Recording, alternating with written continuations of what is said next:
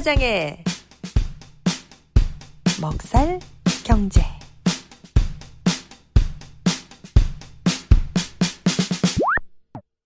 김 사장님, 오늘은 어떤 내용 준비하셨어요? 네, 오늘 아침 텍사스에서 우리 동부 시간으로는 점심쯤이었어요. 아마존의 CEO 제프 베조스가 이끄는 블루 오리진이 네. 지난 7월 달에 제프 베조스도 타고 몇몇 분이 같이 타고 우주에 올라갔다 내려왔지 않습니까? 우주라고 네네, 그랬죠. 네. 하는 곳에. 근데 네.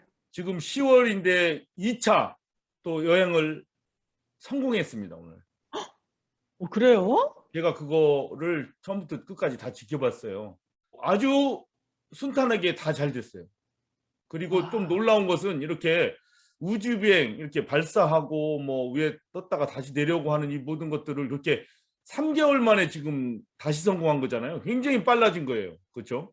야, 대단하네요. 예. 그래서 많은 사람들이 나름대로 놀랬고 지난번보다 더 높이 올라갔어요. 지난번에는 그렇게까지 높이 안 올라가서 과연 당신들이 간 곳이 우주냐 아니냐 이런 논란이 있었는데 이번에는 62마일까지 올라가서 여러분이 이제 차로 1시간 동안 열심히 달리는 거리 있잖아요.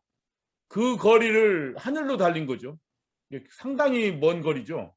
네. 그래서 이 블루 오리진 그림에 보시다시피 이 꼭대기에 사람들이 4명이 타고 완전 성공했어요. 그리고 이 뉴 셰퍼드라고 하는 우리말로 따지면 뭐 새로운 목자, 양떼를 이끄는 목자 있죠? 라고 하는 이 운반체도 올라갔다 내려오는데 제자리로 다시 딱 착지했습니다. 정확하게. 아무런 손상이나 문제 없이. 상당히 매끄럽게 잘했고 제프 베조스가 얘기했다시피 자기들은 안전에 아주 중점을 두고 모든 것을 완벽하게 다 준비를 했다. 근데 정말 완벽하게 잘 됐어요.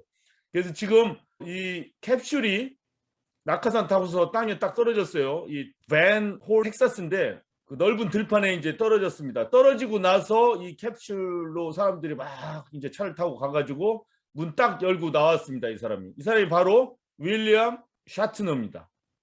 이 사람이 누구냐면 혹시 아실지 모르겠어요. 옛날에 스타트랙이라는 미국 드라마가 있었어요. MBC에서. 네네, 알아요. 기억나요. 많은 사람들이 좋아하고 저는 많이 보지는 않았어요. 몇 번밖에 못 봤는데 그 내용을 모르니까 별로 재미없었어요. 그런데 이 매니아들은 뭐 이 스타트랙 막 그 배후 이야기들 있지 않습니까? 뭐 그런 걸 다 공부하고 찾고 뭐 서로 토론하고 이래가면서 이게 아주 굉장한 인기를 해서 사실 이 스타트랙 컨텐츠로 뭐 비디오 게임, 영화 뭐 어쩌고 다 해서 음악 다 해서 벌어들인 돈이 뭐 70억 불인가 그렇게 된대요. 막 얘기하면 그렇게 엄청난 그 선풍을 일으킨 거죠.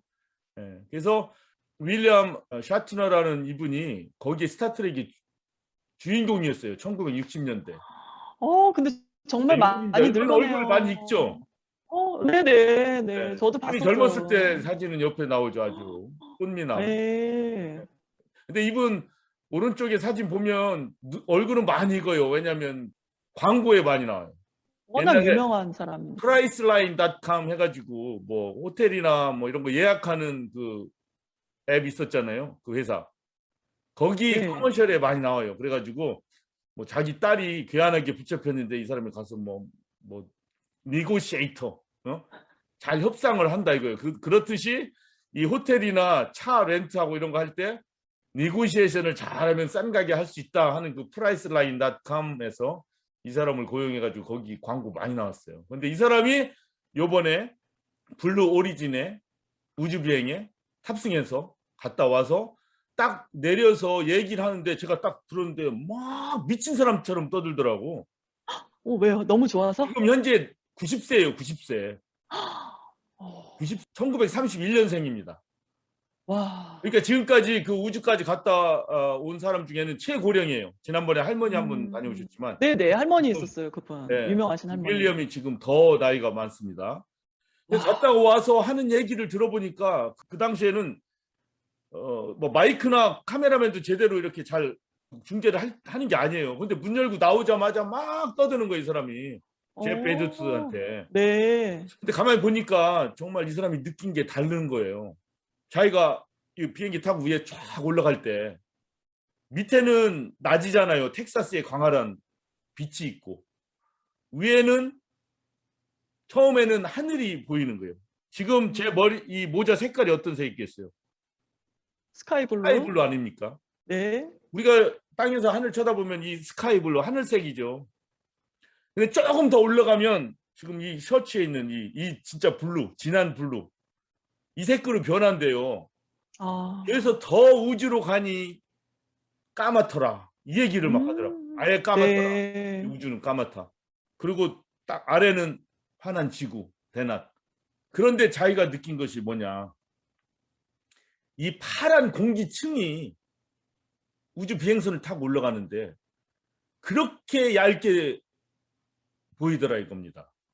우리가 볼 때는 하늘이 끝이 없는 것 같고 이 산소층이 끝이 없는 것 같잖아요. 엄청나게 위에 올라가야 산소가 희박해지고 이러니 우리가 밑에서 볼 때는 아이고 막 이 지구 엄청난 큰 지구에 무지하게 많은 산소 이렇게 생각하잖아요. 네네. 파란 하늘. 근데 이 사람이 그걸 느낀 거예요. 올라갔다 오면서 이 얼마나 산소층이 얇은가 이 지구를 덮어 싸고 있는. 그러니 요게 조금만 흔들리거나 없어지거나 잘못될 수도 있잖아요. 이 지구라는 게. 그렇게 될 때 우리 인류나 지구의 운명이 얼마나 vulnerable 하냐 이거예요. 얼마나 취약하냐 이거죠.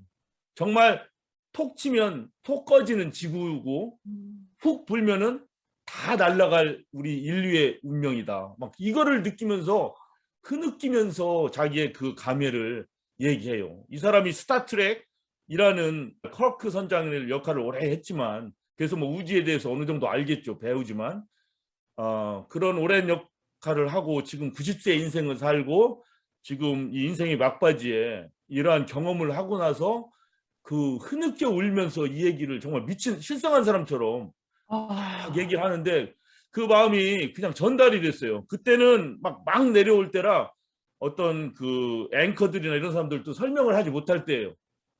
다 일일이 뭐 그 하는 말들을 써서 뭐 캡션으로 보내지도 못할 상황인데 제가 그 직접 들으면서 제가 영어를 잘 못 알아듣는데도 이분의 말을 다 알아듣겠더라고요. 무슨 말을 하는 건지. 그래서 단순히 감동적이네요. 우주여행 그 얘기만이 아니라 정말 감동이에요. 그래서 네. 인류가 이렇게 취약하다는 걸 그런 식으로 표현한 거. 그다음에 자기가 전혀 생각하지 못하고 그걸 느낀 거를 막 얘기하는데 그래서 네. 버진 갤럭틱스 또 그 회사도 또 우주여행 계획하고 하고 있지 않습니까? 그래서 물론 요번 이 2차 유인 우주 비행은 2명은 공짜. 한 명은 아마존의 그 직원이에요. 간부. 오, 한 명은 네. 지금 이 사람은 윌리엄 샤트너는 워낙 유명한 사람이기 때문에 공짜로 태워줬고 나머지 2명은 돈을 냈어요.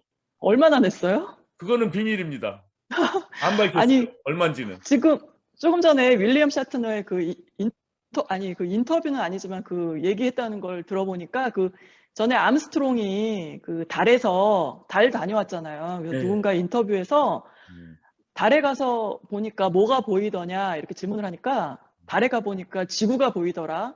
지구가 파랗고 이렇게까지 아름다운 게 보였다 이렇게 했던 인터뷰가 아름다운 떠오르네요. 것만 얘기했잖아요. 그런데 이분은 그 산소층이 그렇게 얇고 그 얼마나 우리가 이렇게 취약하냐 그 얘기를 들으니 이거 처음 듣는 얘기거든요. 저도. 네, 자세히도 보셨네. 네, 그래서 제가 감동받았고 하여튼 이 우주 여행 우리가 볼 때는 참 욕도 많이 먹지 않습니까? 그 전에 얘기했잖아요. 부자들만의 맞아요. 잔치다. 네. 뭐 일반 사람들이 꿈을인데도 꿀 수 있겠냐. 뭐 그렇게 되는데 어쨌든 이런 얘기 저런 얘기 있지만 누군가는 뭐 이런 일을 계속 하고 있고 이렇게 되니 그 우주여행 산업이라는 게 하나의 산업화가 되고 있고 사람들이 예측하건대 2030년까지 되면은 이 우주여행 그러니까 하늘 갔다가 내려오는 거예요. 어떻게 보면 정말 우습기도 해요. 그냥 빵 쏴가지고 무지하게 올라갔다가 그다음에 쭉 내려오는 겁니다. 그래서 최꼭대기 있을 때 잠깐 그 무중력 체험 같은 거 하고 그다음에 내려오는 거거든요.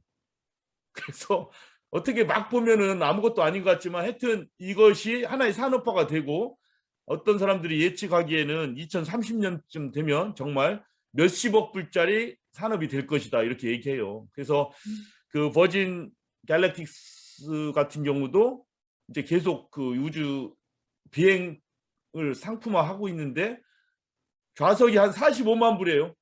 현재 사람들이 예상한 건데. 그러니까 집 한 채 값 털어서 그 한 10몇 분 동안 뿅 하고 그 우주에 올라갔다 내려오는 게 집 한 채 값입니다. 근데 이렇게 해서라도 사람들이 줄을 쓴대요. 그래도 지금 예약이 뭐 엄청나게 있고 그렇게 돼 있답니다. 그래서 참 그렇구나. 새로운 산업이 이렇게 그래도 가는구나. 우리가 볼 때는 처음에 볼 때는 좀 뭐 부자들의 잔치, 정신 이상한 사람들 아니면 굉장히 그 돈 많은 호기심 많은 사람들의 장난 뭐 이렇게 생각했는데 뭐 산업이 될 모양입니다. 이렇게 돼서.